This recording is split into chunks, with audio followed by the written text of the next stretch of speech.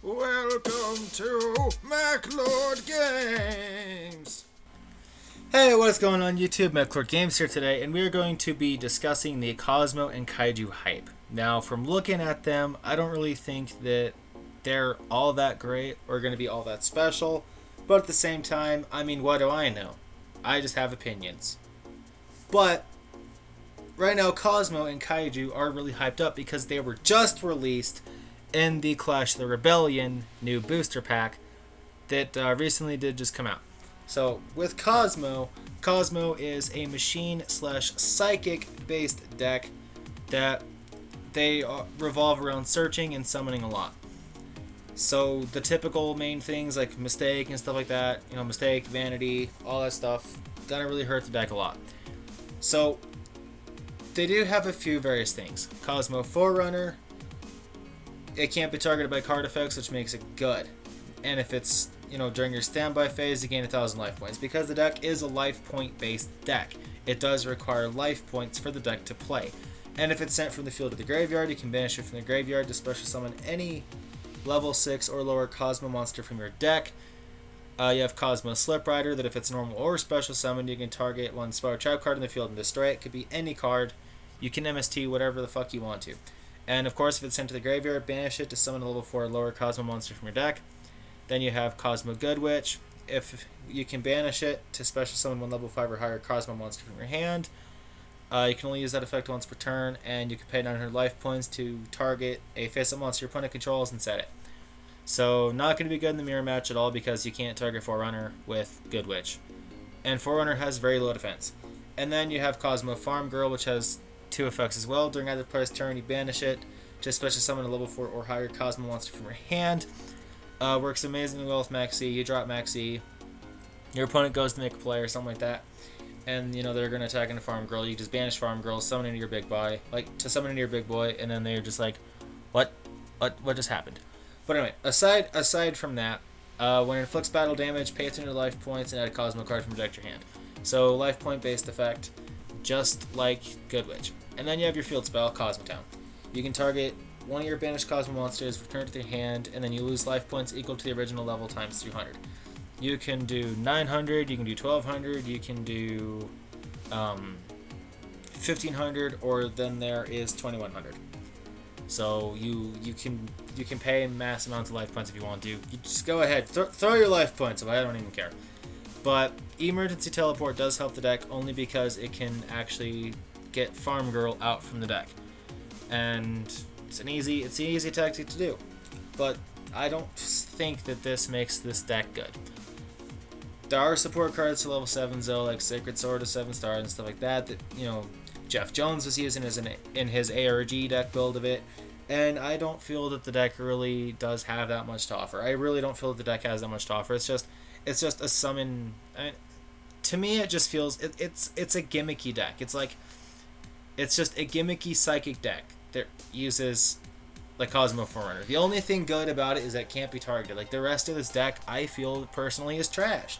I don't see why everyone's hyping up Kozmo right now. In my opinion, I feel like it's trash. It's just a gimmicky ass deck. I don't see this deck having much potential right now until they get other monsters.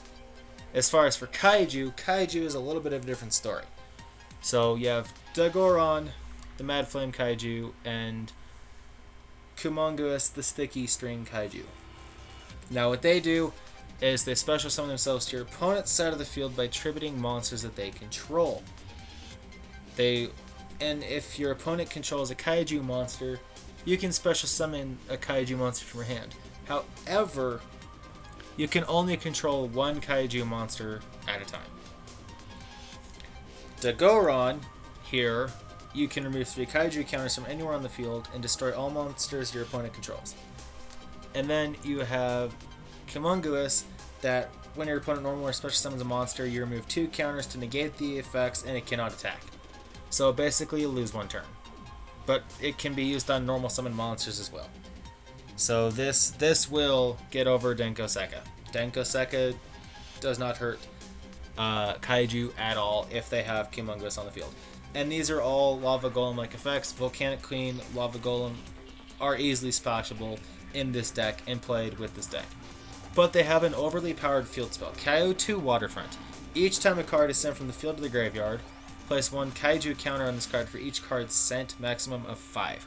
You can activate a spell card, and then once it goes to the graveyard, Waterfront gets a counter. While you have 3 or more counters on the card, you can add a Kaiju monster from your deck to your hand. So it searches out all your Kaiju monsters, and you don't even pay a cost to do it. You can just search. Thankfully, it's only once per turn, and they only have a few monsters total. But if it would be destroyed, you can remove a Kaiju counter on the card. You can MST it, and then they'll remove a counter, and then when MST resolves and goes to the graveyard, Waterfront will get a counter. But they can take advantage of cards like Owner's Seal, which right now is going up in price, returns control of all monsters in the field to their original owners, Lava Golem, Volcanic Queen, the Kaiju monsters, anything that changes control, you can take back. And then remove Brainwashing. As long as this card remains face up on the field, the control of all monsters on the field returns to the original owners. So it's a trap version of the card. You could technically run Remove Brainwashing and Owner's Seal in a Creature Swap deck. You could play Creature Swap in the deck and just trade stuff and then take monsters back. It could be really cool. It could be fun. It could be interesting. But with Kaiju, you can only control one Kaiju monster in general. So Kaiju to me is going to be one deck that, if they get more monsters, is going to be a deck that's going to possibly thrash a lot of decks and could be really strong and have a lot of potential. But as for right now, Kaiju is just 3 cards. Why is there a hype up on 3 cards right now? I don't know. But Kozmo's really hyped right now. I have no idea why. I don't like Kozmo. I don't see the potential. Maybe I just don't get it, but I feel that the deck is gimmicky, is all shit, and I just don't like that. I don't like gimmicky decks.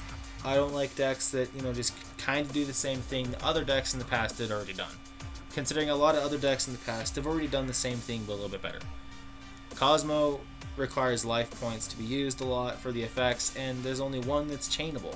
And the other ones aren't even that good. Sure, Forerunner's actually good, but the rest of them, you have a summonable MST, but is that really enough to significantly change the game and change the meta? No. Kozmo, is it worth the hype? In my opinion, no. But anyways, guys, that's my opinions on the cards. You guys can have yours. If you guys have a different opinion, go ahead and leave it in the comments down below. If you like the video, go ahead and click the like button and subscribe today for more Yu-Gi-Oh videos from me, MechlordGames. Yeah, I'm an old man.